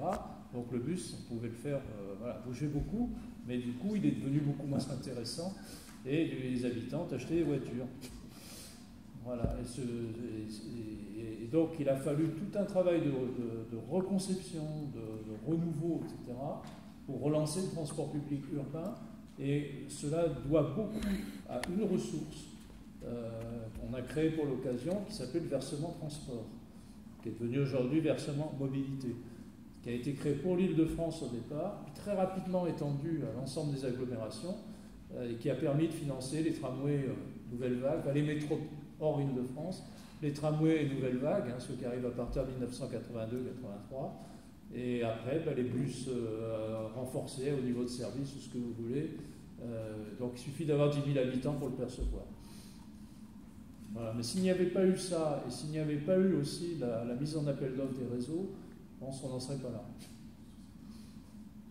Si je peux juste compléter, en vous écoutant, j'ai eu le sentiment que il y a peut-être un attachement au faire, parce qu'on n'a pas remplacé par rien, on a mis des bus.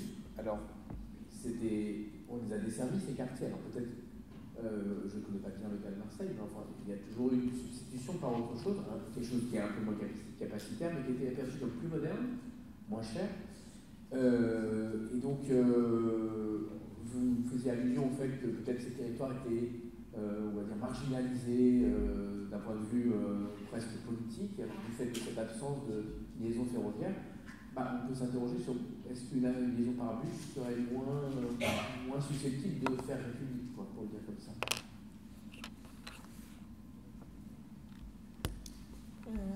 J'ajouterais aussi, puisqu'on a pris un peu un biais également social et demande, il y a aussi, ce qu'on constate aussi dans les quartiers aussi, dont vous citez une partie, c'est qu'il y a un savoir-faire aussi d'utilisation des modes de transport qui nécessite d'être travaillé pour justement faire en sorte que... parce que ce qu'on constate souvent dans ces quartiers, c'est aussi beaucoup de gens qui ne sortent pas du quartier. Et c'est une question d'offre, mais c'est aussi une question de savoir-faire, de savoir utiliser les moyens de transport et le réseau et de ça. Donc c'est un peu plus complexe quand on parle justement d'objets sociotechniques. Voilà, on est aussi là-dedans.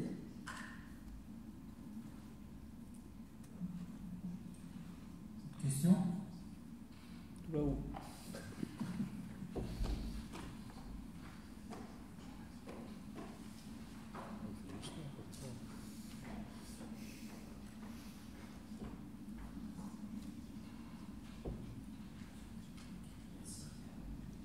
Bonjour à tous, donc Antoine Jousset, étudiant en master spécialisé depuis hier. Merci pour votre présentation. Alors j'avais une question sur le financement.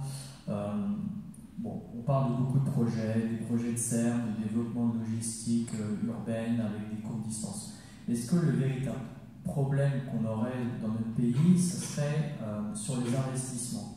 Quand on voit qu'on n'a que 50 € de financement par habitant en France pour le ferroviaire, alors que dans d'autres pays, on est à 3 ou 4 fois supérieur, est-ce que le véritable problème ne serait pas là? Est-ce que c'est historique en France? Est-ce qu'on a toujours eu ce problème de financement? Est-ce que la puissance publique a toujours eu des difficultés sur le financement des infrastructures? Parce qu'on parle de... c'est des investissements sur le long terme. Les politiques de long terme, c'est le militaire, l'éducation, il y a plein de politiques de long terme. Mais je n'ai pas l'impression qu'en France, on a des politiques de long terme. Et si jamais, il y a une volonté politique pour avoir des vraies politiques de long terme, comment on peut sécuriser des investissements sur 15 ou 20 ans? Voilà, c'est la question que je souhaitais vous poser. Je vous remercie. Donc, il est quand même frappant de voir que les 30 glorieuses, EDF, Charbonnages de France, SNCF, RATP, ont fonctionné par un financement, par un appel à l'épargne publique, avec des émissions importantes d'obligations. En particulier pour la SNCF, vous aviez une loterie, vous achetez des bons, c'est-à-dire des obligations, avec un tirage chaque année, des numéros, et vous pouvez gagner 1000 km en première classe, etc. Autrement dit, je veux dire simplement... les 30 glorieuses, c'est frappant que la France, dans cet emballement de perspective, les finances se portaient bien, et ces grands projets étaient financés par l'épargne publique française, comme ce bas de laine qui est toujours très important, et il se pose la question, pourquoi quand même depuis... Là, on voit bien que le bas de laine est toujours très consistant, on en parle de plus en plus, mais qui ne va pas investir, alors faute de rentabilité, de crédibilité, je ne sais pas, c'est une question intéressante. Aujourd'hui, les grands projets SNCF sont financés par des emprunts un peu exotiques, avec des tours de passe-passe dans des systèmes très compliqués de financement, loin d'un appel à l'épargne publique. Je peux peut-être compléter ce que disait Georges, parce que j'ai eu la chance de participer à Ambition France Transport, donc à la réflexion sur le financement justement des mobilités à long terme, donc au printemps dernier. J'étais dans le groupe ferroviaire, justement. En fait, le vrai problème, c'est que quand l'État fait des économies, il le fait sur ce qui va évidemment poser moins de problèmes, c'est-à-dire les emprunts à court terme, c'est les investissements. C'est-à-dire, vous voulez réduire les aides sociales, ça va crier, mais si vous reportez d'un an ou deux un investissement, personne ne va crier.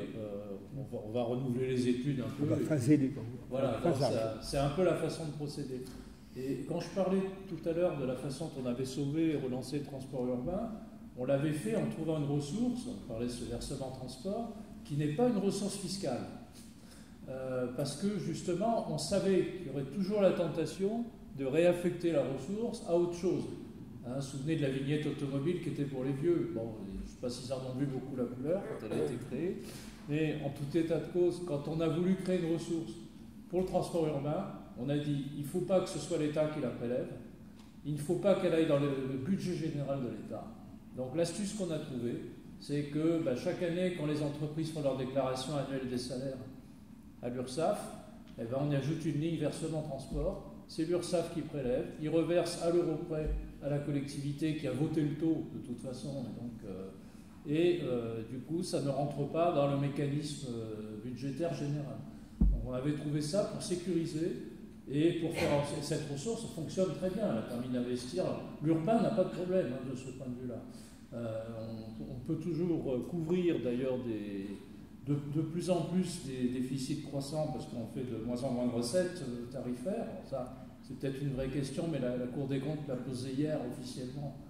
Si vous suivez un peu, il y a un rapport de la Cour des comptes qui est sorti hier sur le financement des transports urbains et notamment la question de la gratuité. Donc voilà, il repose sur 3 pieds, le transport urbain, les ressources tarifaires, le financement public et le versement mobilité. Donc si vous enlevez un des 2 pieds, ça retombe sur les 2 autres, mais ont-ils la possibilité de financer la différence? Voilà. Quand on travaille sur le ferroviaire, où les investissements, les besoins d'investissement sont lourds, et où le gestionnaire d'infrastructure a surtout hérité d'une dette à sa création, il faut se souvenir aussi de ça, contexte de création de RFF, le premier gestionnaire d'infrastructure, c'était 2/3 des effectifs géraient de la dette et 1/3 faisaient des études. Ouais, quand on a fait les 10 ans de RFF, on était surpris de voir que c'était ça. Ils géraient une dette. Bon, après, cette dette a été allégée, mais on part de très bas. C'est-à-dire que pendant tout le temps où on a peiné à essayer de rembourser cette dette, on n'a pas beaucoup investi. Et c'est pour ça que quand on voit aujourd'hui les questions sur les investissements lourds, on se tourne tout de suite vers des partenariats publics-privés, par exemple. En disant là, l'État n'a pas à sortir d'argent. En tout cas pas tout de suite, et à partir de là, c'est le prestataire qui fera sûrement aussi bien en termes de délai, etc., de tenue des coûts, et puis on le remboursera progressivement, et puis il aura aussi les recettes du passage sur son infrastructure.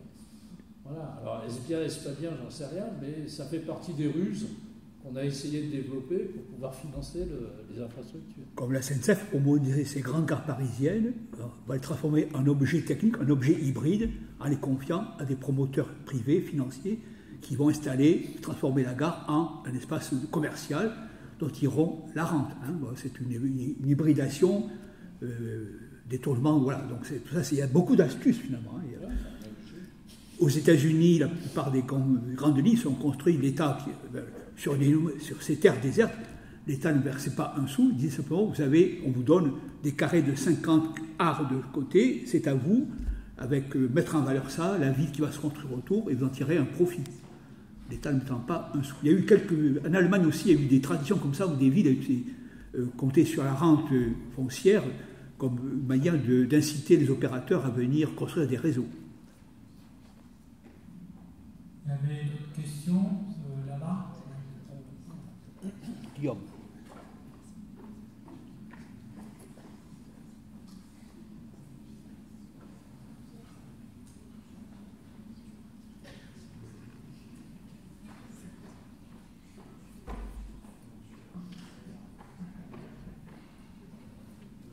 Alors je me présente, je m'appelle Guillaume Saquet, je suis responsable du fonds ancien de l'école. On a beaucoup de documents. J'ai fait une toute petite exposition qui ne va pas durer longtemps parce qu'en fait, il y a d'autres après, notamment CAPI, les journées du patrimoine. En fait, cette semaine est très chargée. Donc, vous pouvez venir à la bibliothèque voir notamment le cours original de Ménard, dont Georges a parlé.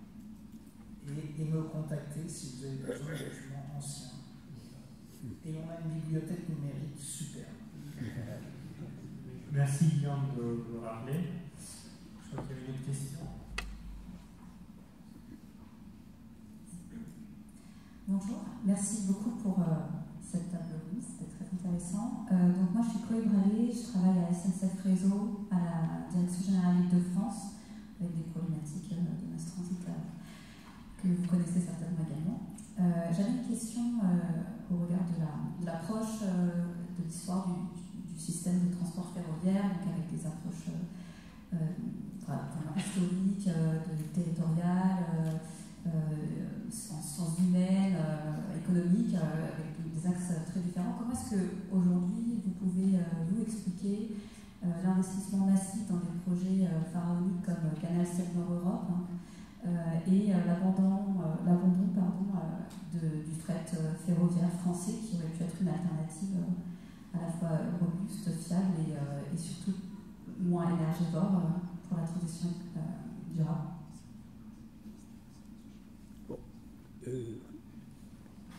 Si le trafic du fret s'effondre, c'est plus parce que les chargeurs, les utilisateurs ne sont plus là, ne sont plus rentables, ont fermé les boutiques. Lorsque la tonne de charbon ou le minerai de fer sorti de la Lorraine, malgré tous les efforts de productivité ou du haut fourneau d'Usinor, avec des coûts très réduits, des réductions d'effectifs, les plus hautes technologies, ne résoudra pas le problème que, finalement, sur le marché maritime et terrestre, au fond, on retrouve dans les ports une matière première qui coûte bien moins cher. Voilà. Et donc, d'un point de vue réseau économique, évidemment, par exemple, je me pose la question, ces nouveaux territoires continents émergents, riches en charbon et minerais, c'est l'Australie, le Brésil, la Mauritanie un certain temps, le Brésil. Et j'ai découvert il n'y a pas très longtemps qu'en matière d'échanges ferroviaires, il y a toujours une tradition, comme dans les routes de grandes internationales, où on a des grands congrès, on se rencontre pour parler, échanger les nouvelles dernières recettes techniques ou commerciales. En France, on connaît, alors on participe aussi au World Congress of Speed Highways, le congrès de la grande vitesse, voilà, ça c'est une affaire propulsée depuis Paris et l'UIC. Bon, on va échanger sur la grande vitesse. Depuis 2003, en Chine, il y a l'international des chemins de fer lourds et longs, hein, qui a des congrès, le 17e à Colorado Springs aux États-Unis, dans lequel on s'intéresse à des trains de 35 000 tonnes, 6 km de longueur, alors qu'en France, dans la tradition continentale, nous sommes pieds et poings liés avec 3 000 tonnes, un train de 750 mètres de long, un rail de 1,435 m qui n'a pas été élargi, comme je l'ai dit, un gabarit étroit, etc. Bon.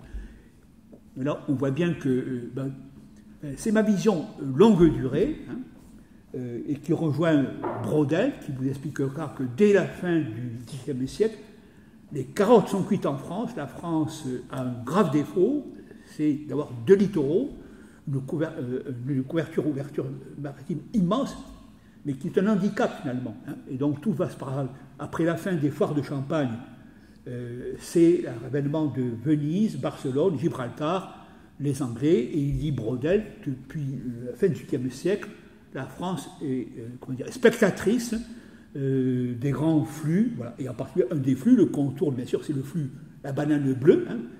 On a beau faire le Rhin, le tunnel Lyon-Turin, c'est trop tard, c'est beaucoup trop tard. Bon. Il est en parle, il a mis parcours, c'est pas ce qu'on fait, voilà, ça c'est aussi, ça c'est bon. Donc notre grand espace et notre géographie physique et minéralogique, c'est aussi fondamentalement des données sur lesquelles on ne peut pas, lorsqu'on découvre une invention, Bessemer, lorsqu'on découvre un gisement à découvert de minerais de fer en pleine Amazonie, ça va bouleverser la donne dans l'économie mondiale. La roue, pour terminer, je dirais, la roue tourne. Voilà, la roue tourne. Peut-être, je me permettrai de prendre votre question différemment, c'est le rapport aux gros projets. On voit bien que les gros projets ont dans une crise de légitimité. Alors les projets aériens, c'est Notre-Dame-des-Landes, pour les projets routiers, c'est la 69, mais les projets ferroviaires, ils se trouvent aussi dans des formes parfois de légitimité un peu chancelantes, le Lyon-Turin, Toulouse-Bordeaux aussi, qui se trouve contesté. Et on est quand même en train aujourd'hui en Ile-de-France d'avoir un énorme projet ferroviaire, donc le Grand Paris Express, qui lui s'est trouvé contesté à ses débuts, mais aujourd'hui il est quand même beaucoup moins, à part la ligne 18 pour dire Moi, mon sentiment, c'est plutôt d'interroger sur pourquoi est-ce qu'on croit encore que c'est le bon projet qui va nous sauver. Est-ce que la taille du projet n'est pas le reflet de notre incapacité à analyser la situation?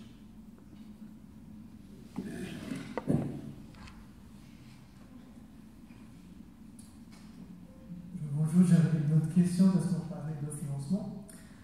Hier, on a eu une intervention de la part de Patrick Janté, qui est l'ex-président directeur de SNCF et Keolis.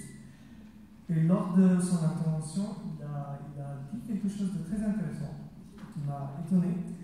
C'est qu'il a dit que le problème en France, c'était que pour la population française, le ferroviaire ou SNCF, c'est perçu comme un service public.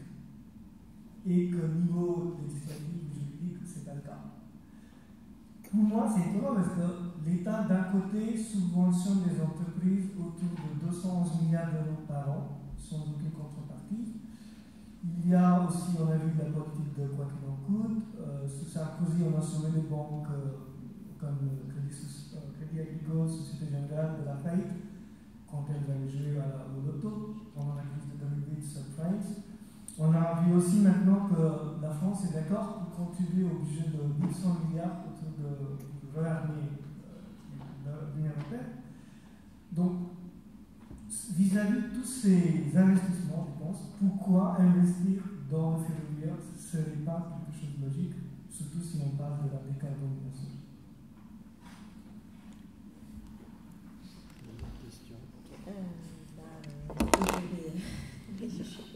Je vais essayer, oui, bien sûr, ça serait logique. Maintenant, comment dire, on voit bien que vis-à-vis du système ferroviaire tel qu'il est actuellement, il se pose la question du fret, des passagers longue distance et de la mobilité de courte distance. Donc on a quelque part, on aurait, en tout cas pour décarboner, besoin de passer sur le système ferroviaire, à la fois davantage de marchandises, à la fois davantage de passagers, et la mobilité courte distance qui va prendre une décision fatalement sur, par exemple, si on développe les serres. Ça nécessite d'avoir une vision assez long terme du développement qui soit systémique et donc effectivement pas forcément mené par grands projets mais mené par grand plan. Donc il nous faut un plan, il nous faut une planification, mais une planification stratégique à long terme qui prend en compte à la fois tous ces flux. Et pour l'instant, moi, ce que je remarque, c'est qu'il y a des visions très parcellaires. C'est-à-dire qu'il y a la vision de développement du fret, il y a la vision de développement de la mobilité longue distance, il y a les projets locaux, sur lesquels il n'y a d'ailleurs pas tellement de vision nationale. C'est-à-dire que les projets de CERN, par exemple, sont portés et développés par les autorités organisatrices de la mobilité locale. Et il n'y a pas de système national d'évaluation qui permet de dire ce CERN on fait parce qu'il décarbone davantage et l'autre on ne le fait pas parce qu'il ne décarbone pas beaucoup. Enfin, il n'y a pas de vision d'ensemble. Donc, ça nécessiterait de revenir à cette vision d'ensemble pour porter un projet de développement global qui pourrait être financé et pour lequel, d'ailleurs, je reviens un peu sur l'idée de financement. Si on veut développer des systèmes décarbonés, il faut non seulement investir dans les systèmes décarbonés, mais il faut enlever des financements des autres systèmes. Or, ce qui s'est passé avec les planifications successives, c'est qu'en réalité, on a prévu des investissements ferroviaires, mais on a oublié d'enlever les investissements routiers. Donc il y a des investissements routiers qui continuent de traîner dans les planifications, qui de temps en temps sont repris par des acteurs locaux ou par des acteurs économiques et qui continuent d'être poussés. Et ça, au point de vue du financement, n'est pas optimal du tout. Et puis il y a la possibilité aussi de faire recours d'avoir recours à des fonds européens. Je pense au plan ferroviaire, par exemple, qui est porté par l'Italie, au titre du plan de relance, suite au Covid, et qui, voilà, où il y a des investissements assez ambitieux.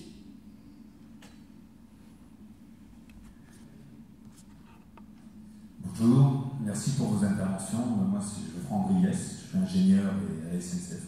On est quelques-uns encore d'ingénieurs à la SNCF. J'avais une question par rapport justement à ce que vous disiez sur les solutions pour arriver justement aux accords du GIEC, les solutions de décarbonation. Aujourd'hui, il y a différents modèles qui s'appuient soit par des changements sociétaux, soit par des grandes avancées technologiques.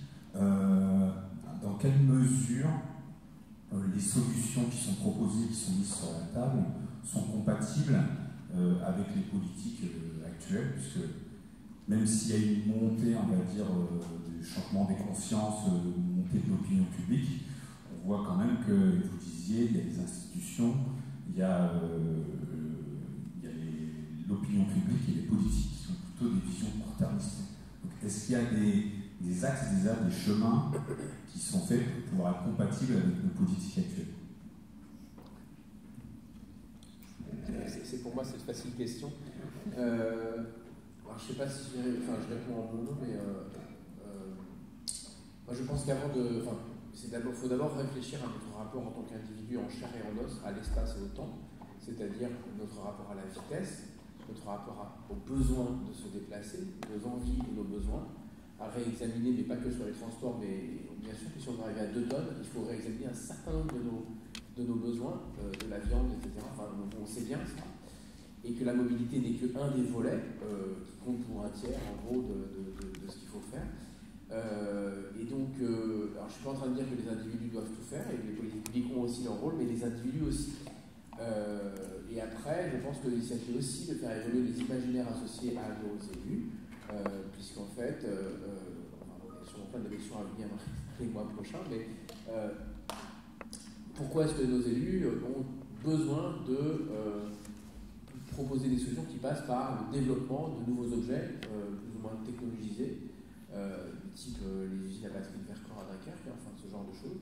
La réponse me paraît résider dans le fait que tant qu'on n'aura pas déconnecté la question de la mobilité, la question du PIB et de la croissance, on n'y arrivera pas. Et donc il y a aussi un travail sur ce genre de choses. Donc c'est assez systémique, c'est à la fois très concret et dans nos représentations et nos façons de poser des problèmes. Je le fais de façon ultra rapide, donc ça mériterait plein de développement pour des cours du master. Bien. Dernière question. Non, c'est bon. Je pense que nos intervenants méritent quand même un applaudissement.